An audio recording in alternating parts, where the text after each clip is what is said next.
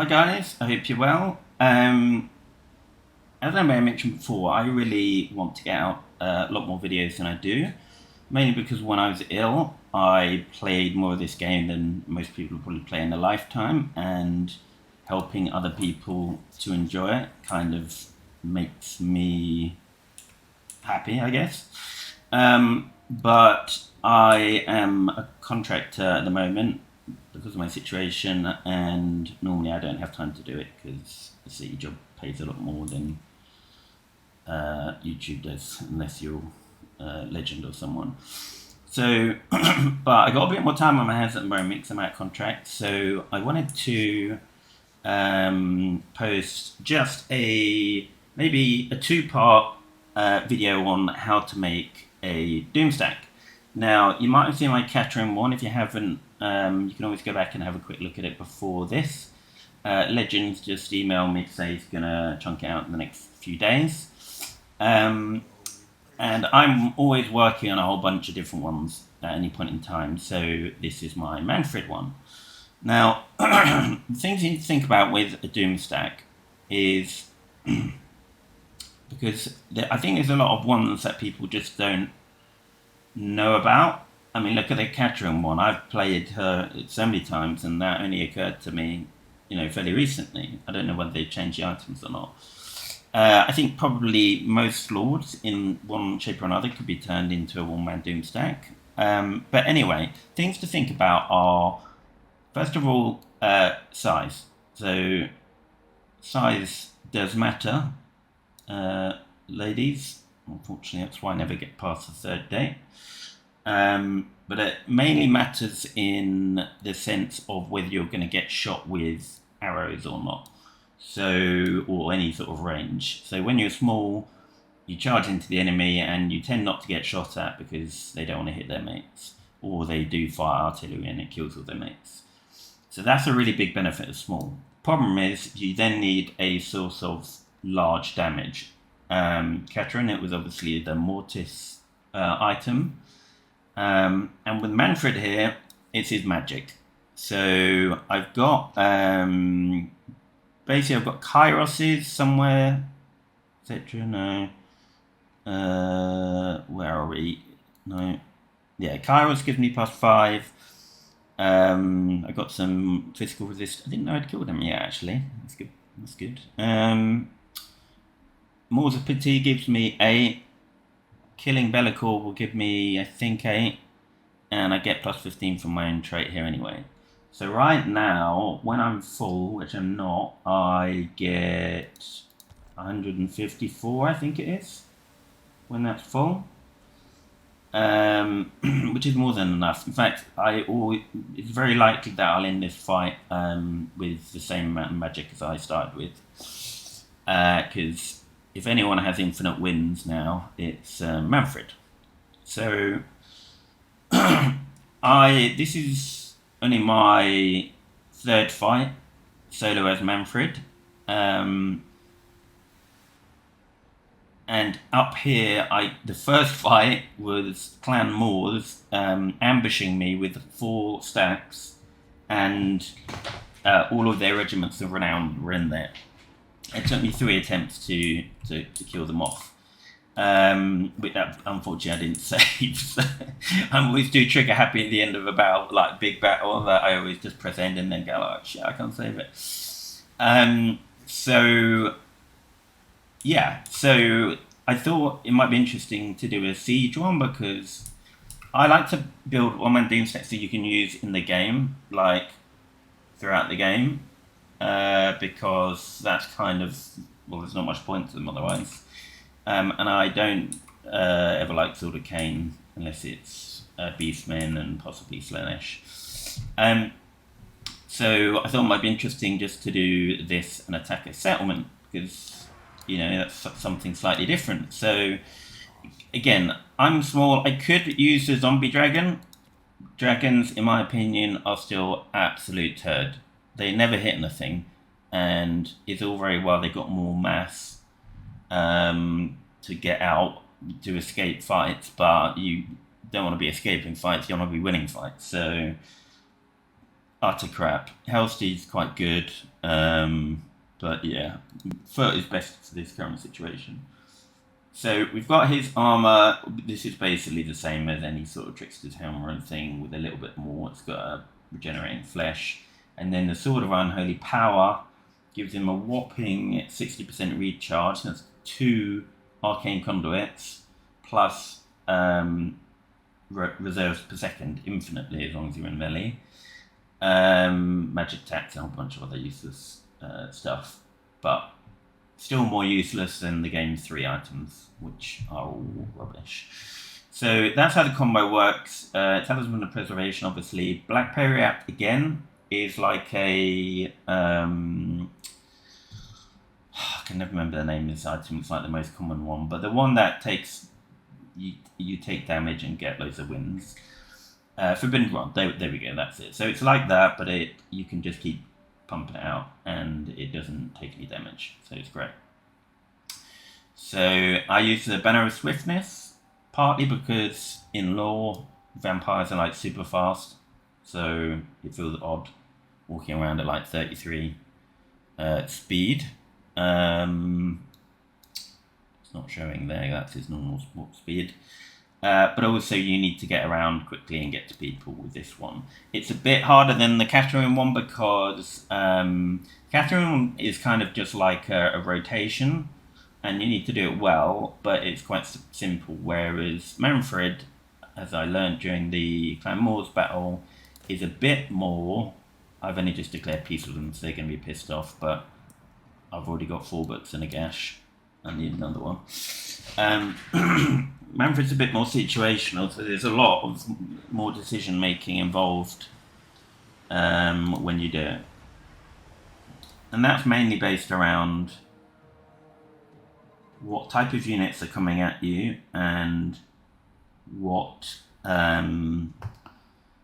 sort of size, blob or line do you end up with. Is it sometimes you'll just focus on getting a single target down, and then other times you'll focus on nuking large chunks of them.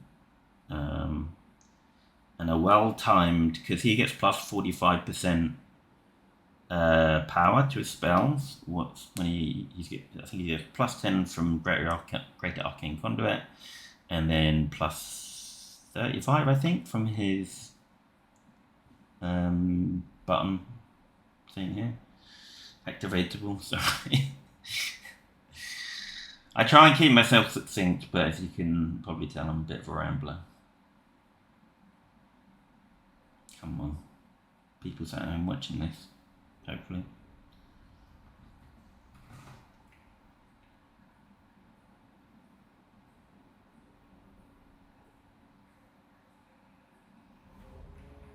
Right. Positioning is everything. I fought this before and the Amazon dude turned up, so I have to redo it, but I thought I was on this side. So yeah, we've got this is his, it's 25%, and then this is what I'm just going to be constantly pressing. This is pretty crap, but I just use it when I cast the speed spell. Anyway, let's just get cracking. So we can speed this up a bit. Annoyingly, you've got this thing down here. I'm trying to learn the hotkeys. It's bloody impossible with these because hotkey, what is that? 4 pop. I don't know popping. I thought I one day might dabble in multiplayer, but here we go. So this is a perfect example of a situation where, first of all, I should have pressed that already. Second of all, we're still on fast speed, so I want to do a Wind of Death, and I'm going to try and bounce it off that wall to get as many as possible. Oh, that's great. So I missed everyone, basically. Okay, well that's not the best way to do it, but we can have, have another go. The cooldown's pretty short. when it comes to melee, I don't find this to be particularly useful. I don't know what it is. I find an overcast one of these is really good when I'm in. Come on, get the door down. Literally, dogs and nasty skulkers are the best, quickest way to get the door down. I'm joking. So now I'm just going to try and fight and cause a bit of a blob. We can pump this out quite a lot. That's when I'll put that on there. Because it's a settlement battle, it would have been nice if it had an army in it as well, so we had some more single entities, but yeah, so he's fine here. I could cast a spell. Sometimes doing this will get a few more people over. Because the AI is tripping out going, what, there's one dude here, like, what's happening? But then when they see another unit, they seem to all come in. Oh, perfect. Thanks, guys. So, I don't really know that lizard men particularly well, so I'm not sure how useful this unit is, but I'll probably try and kill them. Come on, everyone, join in. Right.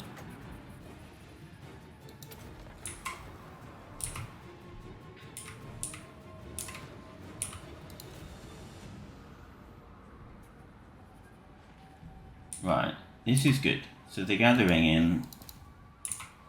Gather around, children, as Kugas would say.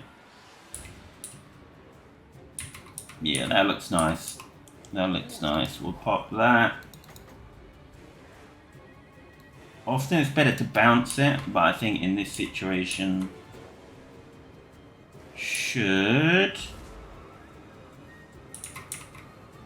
I didn't do that much damage. That wasn't the best one. Now, I'm with the legend on Purple Son of Xerius. I think it's absolute turd. But this is the one exception where I think it's sometimes quite good because they form up in a nice blob. I would much rather have Flamestorm, don't get me wrong. But like it never goes in the correct direction. I don't think I've ever had one go in the direction of the enemy. Like it's just CA. Okay, that maybe did a bit better. Yeah, okay, so after the Wind of Death and that, they're all probably feeling quite sorry for themselves. I don't really need this, but this, like I say, Overcast is quite cheap, I think, and it lasts for ages, and it's doing, you know, that 110% intensity.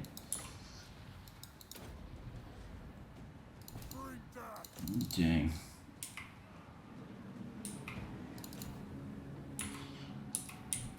So as you can see, it's not really hard. I mean, I've had 3 or 4 battles practice now, but you have to make a lot more decisions based on what's happening around you. Again, it probably wasn't. I probably shouldn't have done a settlement battle because they're doing really weird shit. Like, what are these guys doing? Oh, hang on. Here's a. We can. I can't tell who's dead and who's alive here. Right, let's get a.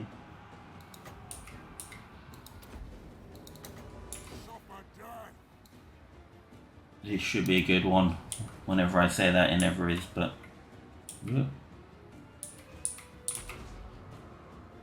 No, it kind of missed and bounced off a wall. So, but as you can see, look, there's still 128 in the power reserve because it just keeps going up. So, like, he can't outspend his own regen and power reserve regen. Not unless you're being like absolutely crazy with it. We probably trying this up speed. So let's try this one again. Put it right on them this time, so surely it can't miss. Yeah, that was better. Gotta keep remembering to put your parry out, because if you don't do the parry out often, then you probably might run out of magic. But aside from, yeah, 128, 126. That's what, you know. About a minute ago, when I was playing on 3 times speed, I had the same, and I've done a few, like a Wind of Death and a God knows what else since then. Okay, form a blob up for me, if you could, everyone. Just put that. The speed spell with the speed banner is really funny when they ambush you, because you just turn that on and run rings around them, and then put your back up against a wall so that they can't all swarm you. He's got high leadership, but he doesn't. He can't just stay in forever like Catherine seems to be able to. So come on, this got to be the end of it, lads. You've lost. You've got to face facts now. Yeah, that's more like it. So as you can see here again, so the small entities need a big source of damage. The small ones, yeah. If you're small, you always need something big, or you're not going to get anywhere in life. That could be an ego, that's fine. But it's the same with this game. Oh, this could be a nice bouncer. I didn't really aim that properly, it's probably going to completely miss. Yeah, okay, that was not too bad. So I'm still fine here, like I've got loads of health, but if I ever need to I can just pop this. In the reserves, we're taking it down a little bit, 117. But if you look at the recharge is 1 power per 4 seconds. Oh, of course, life leeching as well from the death magic is giving us spells. I do have the hold on, how can we get this going? Just cast any odd thing. This will do. I might just pause it here. This thing must be bugged. Look at that. 0.05% for 7 seconds. That's like... You're getting like 0.35 health percentage. 0.35 for that whole thing. Whereas even the shittiest Chaos War Shrines and Festus, they're doing like 1%. 0.1%, yeah.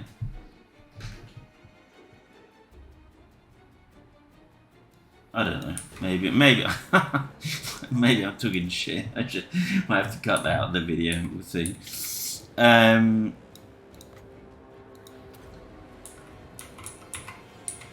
So I need to get my yeah, this is a bit more annoying actually than a field battle, because there's, well, if you've seen the Catarine video, you see people tend to line up in a nice big blob on a field battle, but I don't know what they're thinking when they're in the settlement. But like I said, you're going to have to do this if you're going to use one-man doomstacks in your campaigns. Oh, finally. Right, so that's the end of that. So I'll do a quick refresher, because I'm probably, anyone who was watching this is probably now switched off, but that's all the crap I was talking. But how much damage has he done? 100,000, yes. there wasn't enough people to do any real huge amount. But so think again, two things I would always say. This is a different game to game 2. If you're someone who knows how to go through the game files and look at the things that you would look at if you're modding, you would know that there's a lot has changed under the bonnet. It's not just like game 2 and they've transferred it to a new thing. It may look like that, but it really isn't. And so try and forget everything that you were thinking in game 2 and just look for other options. Like with the Catherine one, not using her quest item was the first one, because game 2 and 1 especially had good quest items, whereas the weapons, at least, fifth book in the gash, what does it do? Fuck all, basically. Oh no, that money has gone up. Jesus. Yeah, so first of all, when you're thinking about a doomstack, think about the size and how you're going to do damage. If we look at Manfred here, I respect him because originally I hadn't planned to make him into a all-man doomstack, but obviously he needs all his melee stuff just to hang in the fight. Charge bonus, you can get that from Cetra and stuff. Cetra gave me plus 15, and it's not actually that useful for one-man doomstacks because most of the time you're not going to be getting that charge bonus. I would like to put another point in here possibly because Raised Dead is actually a lot more useful than I thought it was. Yeah, you don't need anything in here. I mean, obviously on Catherine I've gone down this line and got these, but she doesn't have 5 million different things to put it in. So I'm torn between Aspect of the Dread Knight in case for the times when he's wobbling a bit, or Raised Dead. Again, I don't need Gaze and the Gash because I've got Spirit Leech, which is way better. So I think I will go. I think I can still cast that anyway without needing a point in it. So I think. Oh, but there's armor. Everyone's armor piercing though. Anyway, we'll worry about this after the thing. So again, pick who you wanna make a one-man doomstack with. Understand what traits you're gonna need. A lot of people would, not necessarily think of a mage caster. He's okay because he's got a melee line, but with Catherine as someone who can be a one-man doomstack, but most, try and think outside the box with that. And then there is the larger units. And I'll save that in the next video. So I probably don't have anyone left watching this anymore anyway. But in the next video, I'm going to show a larger doomstack, which I haven't hardly got any of the traits for, and I can't send it to Legend even though it's amazing because it was like 1 in a million to get.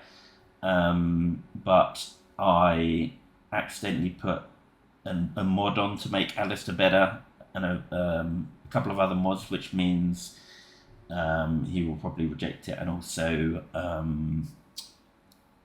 it's in the last patch because it's taken me so long to do it. That's why I can't do it again. You'll see it then anyway. But thanks for watching. Hopefully, if anyone has watched this, they might learn a little bit about how you plan it out, and feel free to ask me any questions. Yeah, whenever.